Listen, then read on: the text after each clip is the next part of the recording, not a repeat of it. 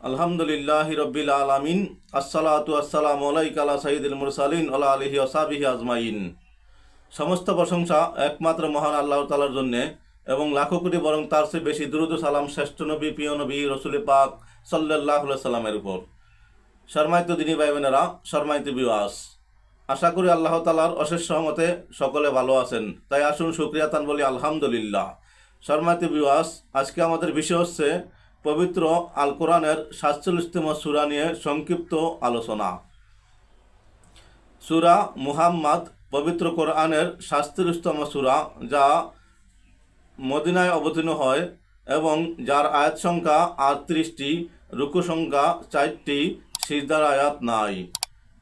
সূরাটির দ্বিতীয় আয়াতে মহানবী হযরত মুহাম্মদ সাল্লাল্লাহু আলাইহি সাল্লামের পবিত্র নাম শব্দটি এসেছে। এই সূরার আরেক নাম হলো সূরা কিতাল, কেননা সূরাটির জিহাদের বিধিবিধান বর্ণনা করা হয়েছে। সূরাটিতে কোরআন নিয়ে গবেষণার দিকে ইঙ্গিত দেওয়া হয়েছে। জান্নাতে প্রবাহিত 4 ধরনের নহরের বর্ণনা এসেছে সূরাটিতে। আত্মীয়তার সম্পর্ক রক্ষার ব্যাপারেও বর্ণনা এসেছে। সূরাটিতে পার্থিব জীবনে খেলাধুলার সাথে তুলনা করা হয়েছে। সূরাটি আল্লাহ ও তার রাসূলের আনুগত্যর আহ্বান জানানো হয়েছে সূরাটিতে। সম্মানিত ভিউয়ার্স, এই সূরার বহুমুখী ফজিলত রয়েছে। আমরা সংক্ষিপ্ত দু একটি ফজিলত জানব ইনশাআল্লাহ।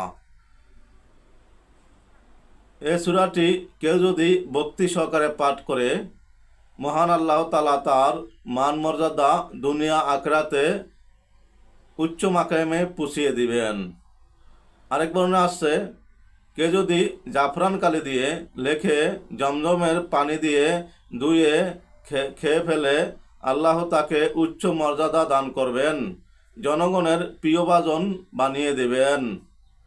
রাসূল সাল্লাল্লাহু আলাইহি সাল্লাম বলেছেন, যে ব্যক্তি ভক্তি সহকারে পাঠ করবে তাকে বেহেশতে দান করা হবেন।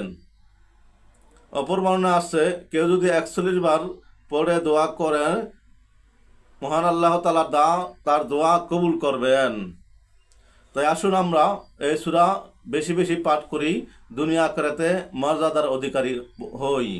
সম্মানিত ভিউয়ার্স, উপকার মনে হলে একটি সাবস্ক্রাইব করবেন এবং শেয়ার ও লাইক করে অপরকে জানিয়ে দিবেন। আসসালামু আলাইকুম ওয়া রাহমাতুল্লাহি ওয়া বারাকাতুহু।